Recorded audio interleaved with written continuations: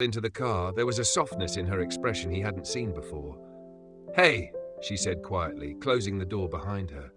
There was a vulnerability in her voice that was unusual. "Hey yourself," Dominic replied with a small smile. "How was school?" Emily shrugged, looking out the window as they drove away. "It was fine, same old stuff." She hesitated before adding, almost reluctantly, "I've been thinking about Lena." Dominic's grip on the steering wheel tightened slightly, but his voice remained calm. "Yeah?" he encouraged, glancing at her before turning his attention back to the road. Emily paused, fiddling with the hem of her sleeve. "I don't know what it would have been like having her around. A sister, I mean. Someone who understood me, who grew up with me. It feels strange, missing someone I never even met." Dominic nodded slowly, his jaw tightening just a little. "I understand," he murmured. "Even after all these years, I still feel like there's an empty space where she should be." The car was silent except for the hum of the engine and the occasional thud of tires over cracks in the pavement. Emily stared at her lap, twisting her fingers nervously. Finally, she spoke again, her voice barely above a whisper. "Do you think she'd hate me for being mad at you for so long?" Dominic's breath caught, and for a moment, he didn't answer. When he did, his voice was steady but full of emotion. "No, Em. She wouldn't hate you. She'd understand, and she'd probably give me a hard time for letting things get this bad between us." Despite herself, Emily let out a startled laugh, quickly followed by a choked sob. She covered her face, embarrassed by the sudden tears. Dominic reached out, placing a careful hand on her shoulder. "Hey, it's okay," he said softly. "We're figuring this out together, one step at a time." For once, Emily didn't pull away. She leaned into his touch, allowing herself to feel everything she had buried: anger, grief, longing. It wasn't easy, and it wasn't perfect, but it was real, and for now, that was enough. That evening, as they flipped through an old photo album in the living room, Emily found herself smiling for the first time in a long while.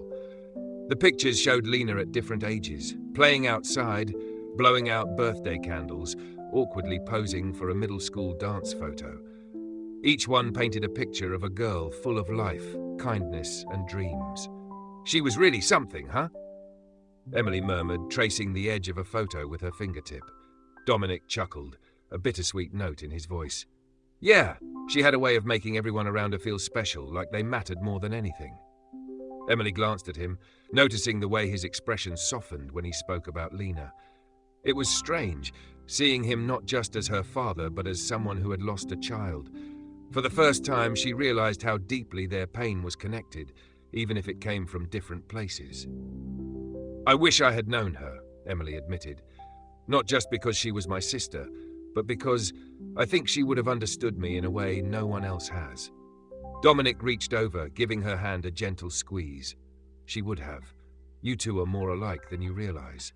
As they continued looking through the album, Emily felt a warmth in her chest, a sense of belonging she had never expected. The road ahead was uncertain, but for the first time, she didn't feel completely alone. 3 nights later, Dominic walked into Emily's room carrying a small, worn shoebox. He hesitated before setting it on her nightstand, his fingers lingering on the lid as if it might break apart. "I thought, if you wanted," he said softly, his voice uncertain, "I could show you some things. About Lena. About us." Emily looked at the box, her throat tightening. Part of her wanted to tell him to take it away, but another part, the one that had always searched for answers, found herself nodding. "Okay," she whispered. Dominic opened the box carefully, as though the memories inside were fragile. The first thing he pulled out was a faded Polaroid of a little girl, no older than 8, grinning mischievously. "This was Lena," he said, handing it to Emily. "She was always full of energy, always getting into trouble, but in the best way." Emily stared at the picture, her chest tightening. Lena's happiness was so obvious it almost hurt to look at. A sudden pang of jealousy hit her.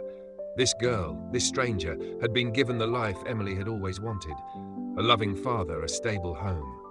But as she glanced at Dominic, the way his hands trembled slightly as he held the photo, she saw the grief in his eyes. He had lost her. No matter how much she resented him for his choices, she couldn't deny that he had suffered too. Dominic continued pulling items from the box, a crumpled childhood drawing, a video of Lena singing off-key at a school talent show, a bracelet she had made him at camp. Each item came with a story, and with each story, Emily felt her walls slowly breaking down. She found herself asking questions, hesitant at first but growing more confident.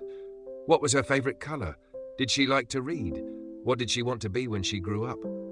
Dominic answered each question with quiet reverence, keeping Lena alive through his words. And as he spoke, Emily began to piece together a picture of the sister she never met, but already loved. It was a strange, bittersweet experience. Grieving for someone she had never known, yet feeling the weight of their absence as if she had. One night, while looking through the last of Lena's belongings, Emily asked the question that had been lingering in her mind. "Do you think she would have liked me?" Her voice cracked, and she immediately regretted asking. It was too raw, too vulnerable. But Dominic didn't hesitate, his eyes filled with emotion as he took her hand.